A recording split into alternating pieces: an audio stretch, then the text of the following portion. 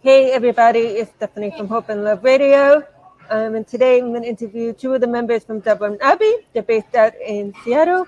So would you guys like to tell us your story and introduce yourselves and your music? Sure. I'm Emma and this is Patrick. We're both from Dublin Abbey. And we've been in this band for a while. When did we start? 19? Yeah, the band actually first kicked up in 2016. And it started as an Irish pub band. So, we were playing the kind of the standard music you'd hear at an Irish pub when we first got going. During around 2020, during the pandemic, catastrophe kind of hit the music business. And all the live shows pretty much shut down. And our band sort of completely restructured to the point where it was just Emma and I left in it. And we went from being an Irish pub band to being a folk band, a folk rock band, and in that transition, we got probably more Americana than we are even Irish at this point in time. Although there's still a lot of Irish flavor to us. So. Yeah, we still do write a lot of Irish. Yeah. Traditional hinty tunes, and we do throw one in. We do throw a session tune in once in a while. In 2021, we put out, and that was pretty much just Emma and I at that point in time, and we put out our first album.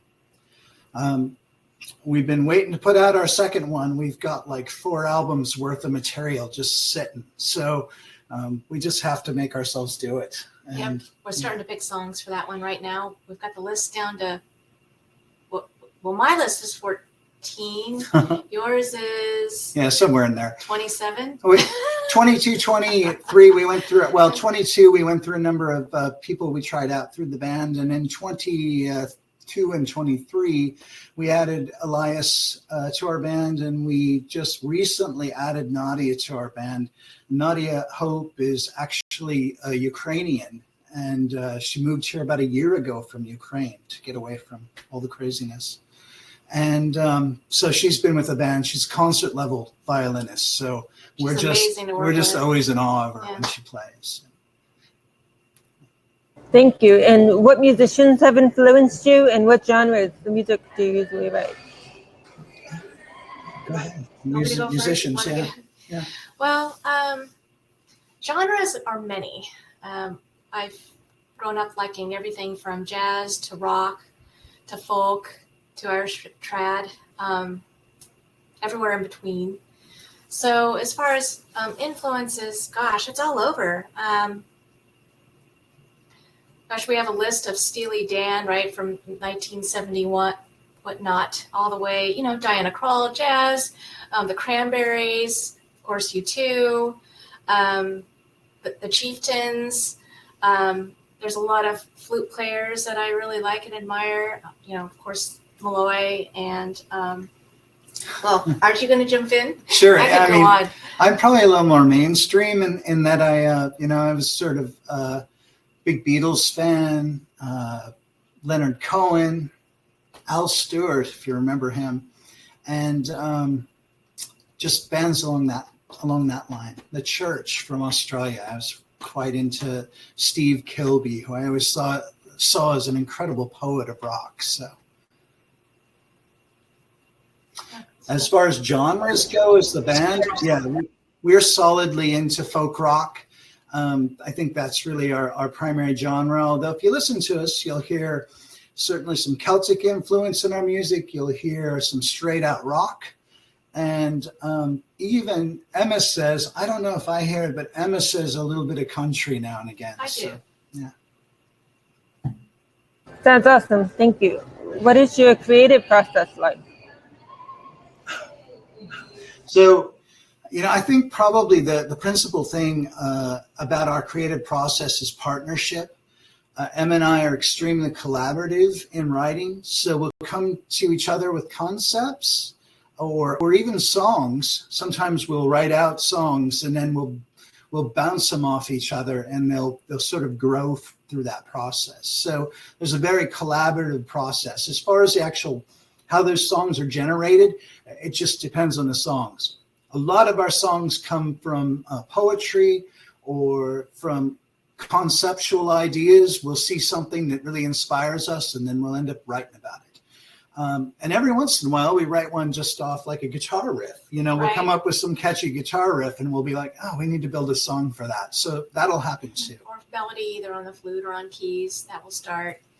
And then we'll have snippets lying around, right? And sometimes we'll hook those snippets together and create something. You could be driving, you could have something in your head in the middle of the night, jot it down. I hate phone recordings. We both do, but we're kind of guilty of that. We'll have a melody that's sticky, and we'll just quick record it, and then we'll circle back at the end of our business day. Emma never jots things down while she's driving. Don't do that at home, kids. Mm-mm. Thank you. So now I'm going to play whatever song, Panorama. And would you like to tell us a little bit about the song before I start to play it? Right, Stephanie, which song would you like to talk about? Oh, okay. Panorama? Is that right? Oh, Mara. Connemara, yeah. Sorry. Connemara, we wrote about. There's an area up what they call the Wild Atlantic Coast up in Ireland. So on the west coast of the island, and there's a beautiful area called Connemara. If you ever go visit there, there's like a great little gem shop that you can go shop at. But beautiful area. Galway's up there in that same area, and it's just really a pretty area of Ireland. Connemara horses, Connemara marble. Connemara's kind of written about that, yeah. So it's got kind of a native flute to it too. It does, yeah. Yeah, we do have a bit of Native American influence.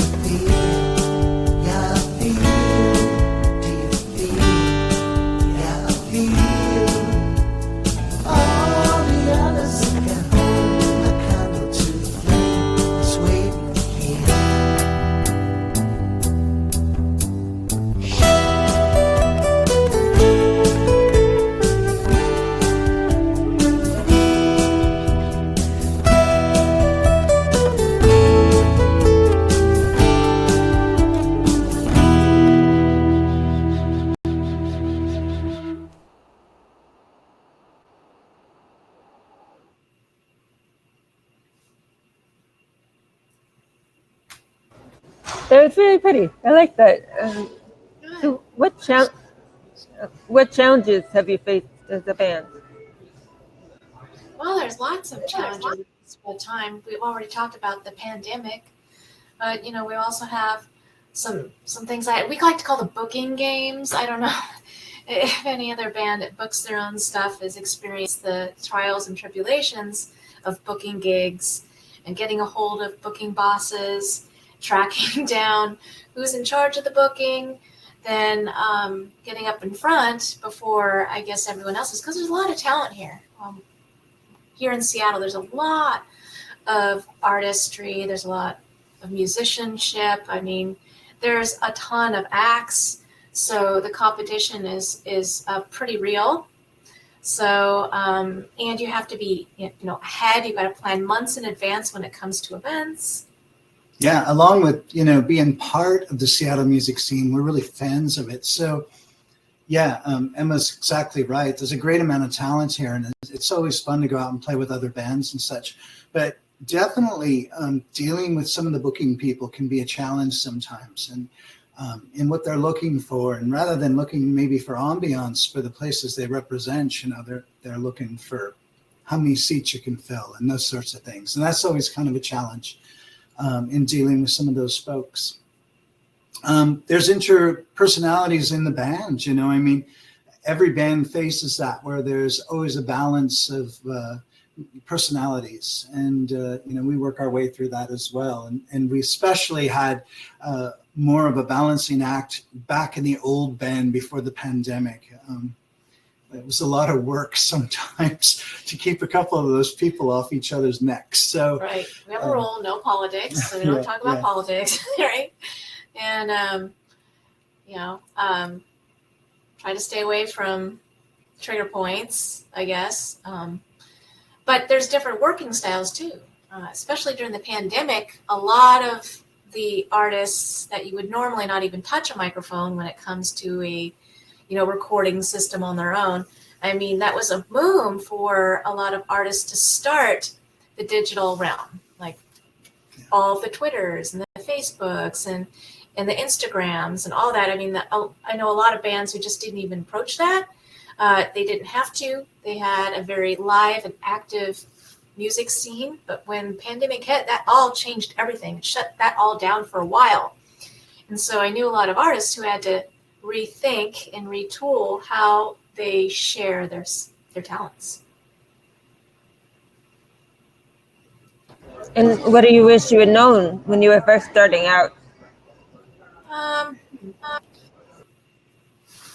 I'd have to say probably the biggest thing is what really the definition of success is. So, you have these images when you're young and starting off in a rock band that success is, getting a record deal or something having along a booking boss or a manager. Yeah, having someone do all the booking for us so we don't have to do it ourselves. That would still be pretty wonderful. That would be awesome. But the reality of it is that real success, you start realizing as you move along that real success is when you're writing stuff, when you're creating stuff that is really touching people and is touching yourself, right? We write things that we're gonna, fall in love with, and hopefully other people will fall in love with that too. So that's always the hope. But we've got to be in love with it first, or we're not going to be true to its faith. Yeah, I guess we carve a little piece out of ourselves when we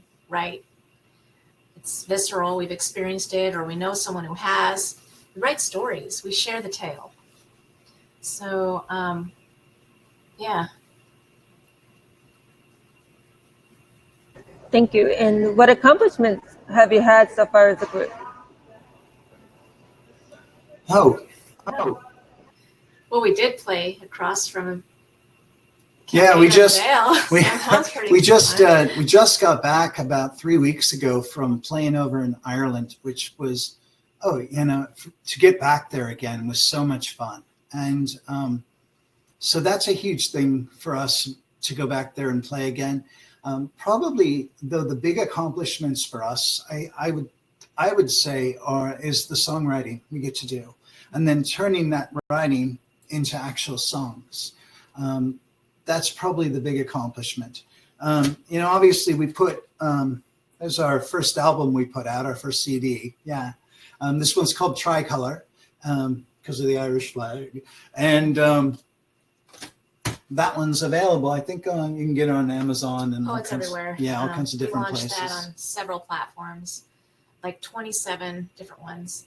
I think our next one, we're going to rethink about where and how we release it, because that seems to be the trend. A lot of artists aren't releasing on those 27 to 80 platforms that you can do globally now.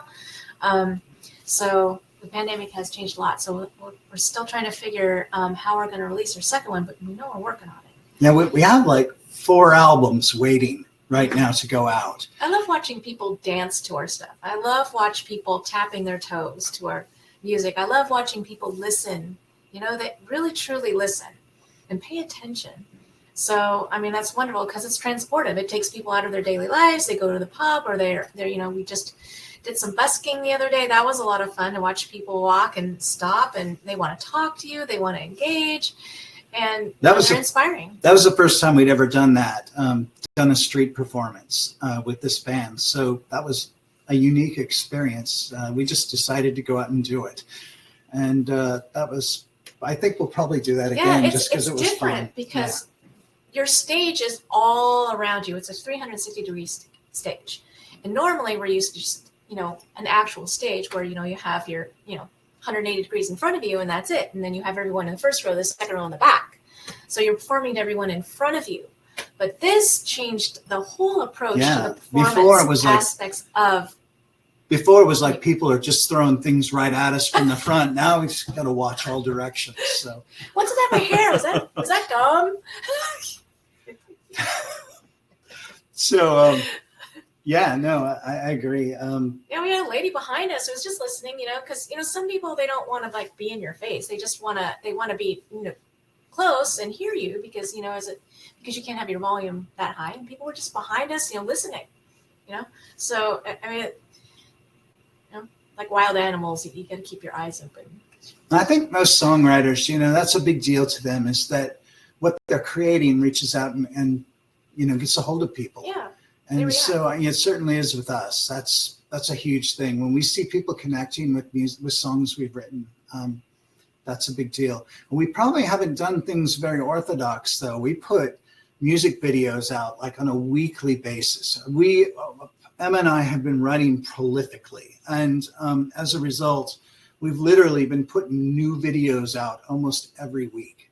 We've done that. Every once in a while we rehash one, but have we done that since the pandemic? We have been doing it since then. Yeah, I don't know how many we have. Literally once a week we'd put a song out, and that's how frequently we were writing. So awesome, thank you. So now I'm going to play one of the band's other songs called Royale. Did you want to say a few words about it? Oh, wait to hear Nadia's violin on Royale. It's amazing.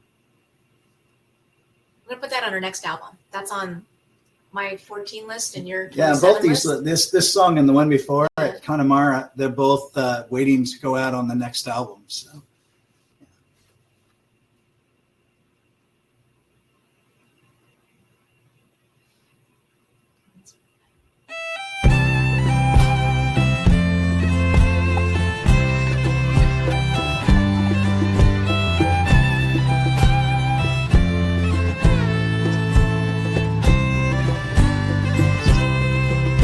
And the days they come like rivers, they run through the green fields, through me so.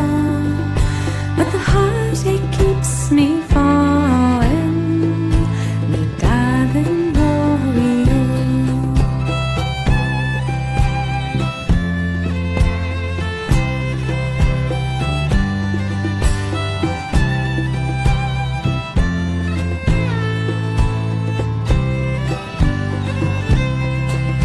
For I held down my hand and you took it in yours, and I felt you in me so.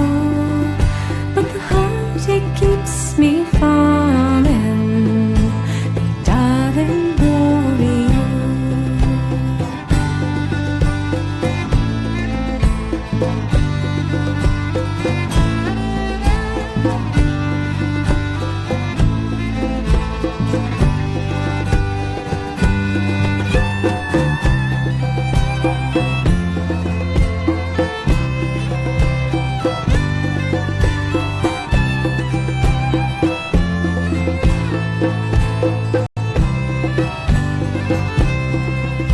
And I wait here for you forever. It seems my love is whispering low, but the heartache keeps me falling. My darling, love you, Nakushna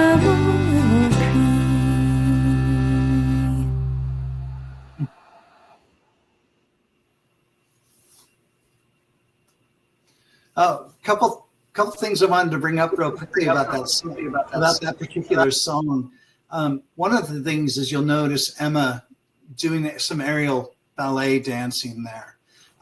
Emma's got a big, long history in dance, and she was actually a professional ballerina. So we do incorporate that into our videos and sometimes even into our live shows. So because she's just got such a natural knack for dance. We had a bunch of people dancing Shanos at one of our St. Patrick's Day shows a while ago, remember? Yeah. So I got to teach Shanos being an old style Irish dance. So that Emma actually is quite good. Yeah, I learned from Emma Sullivan through Zoom notes during the pandemic. That was really pretty. That was amazing how you were able to be in the hula hoops like that. That was awesome. But I like the song. It's very melodic, very soothing. The other thing about that song is the final line that you hear her sing, she actually does in Gaelic. So it's in the old Irish language. So what do you guys think hope to become successful as a group?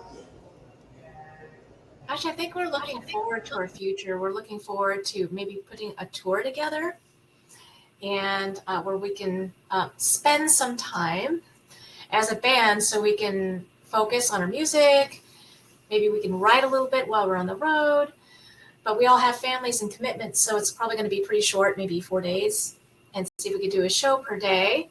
And also our next album we're putting out, hopefully we wanted to start this summer, so. Yeah, I think we'll probably have an album out this summer, so probably in the next couple months. So that's definitely high in the goals, is to get an album. And another big thing that's I think is high on the goals for us is we want to do a lot more festivals and maybe some fair performances next year. So that we're going to be aiming, I think, a lot more at that. And what is coming up for you in the near future? Oh goodness. We're playing next month, I think the 21st. There's a little coffee shop out in West Seattle that we just love to go play. We just go do these kind of little unplugged shows there. It's called CNP Coffee. We're playing there on the 21st of July.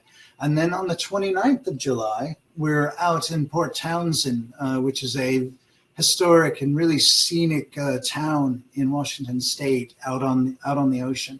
It's a beautiful place, old Victorian mansions and just gorgeous.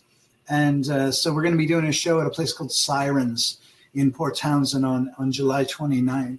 And I'm not sure what we have on the schedule in August. I know in September, like September 2nd, we're playing the Tumbleweed Festival in the Tri-Cities area of Washington State, which is over in the far east area of Washington. And that should be a lot of fun.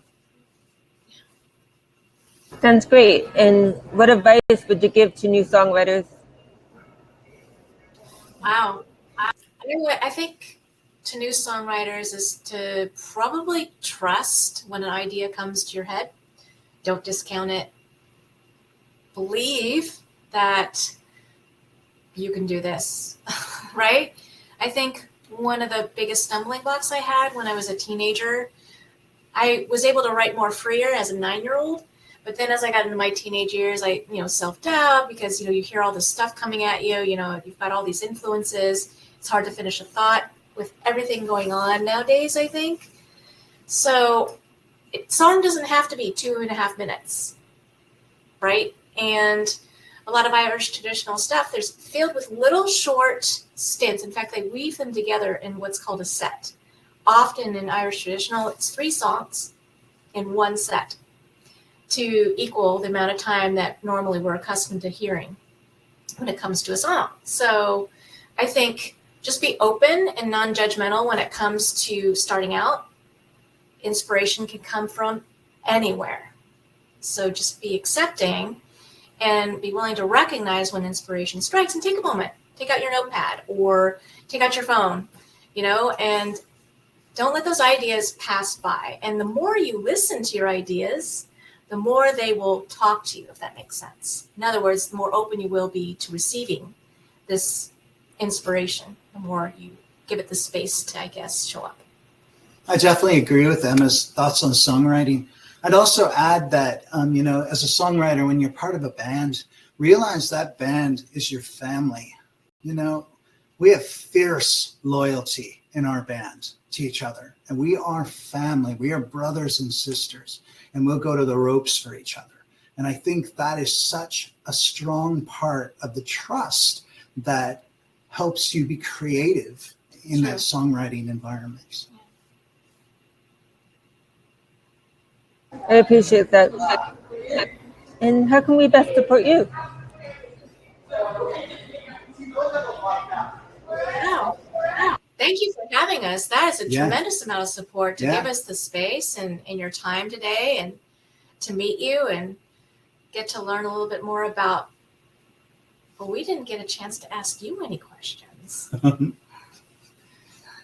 you have some questions for her, Emma? Yes. Where are you right now? I know you're in California. Can you tell us a little bit about, what is a day in life like for, a Telecaster such as yourself?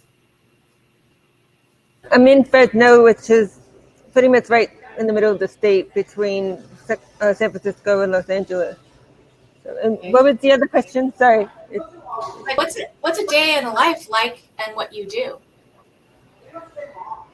I just want to make a difference. I want to be able to impact people. I want people to be able to spread their gift to the world, and to provide hope. We all need that. We all need to be reminded that you're going to get through those difficult times. We'll have a chance to be inspired, to be motivated, to feel love. Music is a great way to do that. So. Well, we definitely felt the love today. So thank you, Stephanie. Thank you for being with us. That's wonderful. You're welcome. You're welcome. So that being said, is there anything else that you would like to add? Buy our next CD. We better, now that we said buy it, we have to do it now. Yeah, now we've got to do it. Now we have to. Yeah. So, okay. This weekend, we start. Oh. Okay. So just one final question for you guys. If people want to buy the CD, where is it going to be found? Is it going to be on Amazon or major music retailers? Or? So the best place to really keep track of us is on Facebook. Just search for Dublin Abbey on Facebook and you'll find us right away. And all of our shows pop up there, and anything we're doing as far as releasing songs, and all our videos pop up there, which we put out an insane number of videos. So all that comes up on there. You can find us on YouTube as well. And we're on our webpage at www.dublinabbey.com. So those are places you can find us. And when we put our next album out, we'll certainly be advertising it there. Oh, we definitely will be.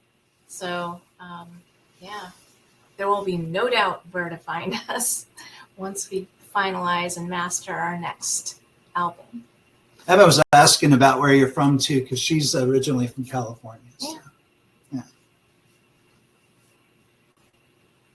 Thank you guys so much for being here. As everyone, the interview is going to be on the radio station tomorrow morning at 9 a.m. PST. We'll also be on LinkedIn, YouTube, and Facebook. We hope to see everybody soon, and take care. Enjoy the rest of your evening. Bye.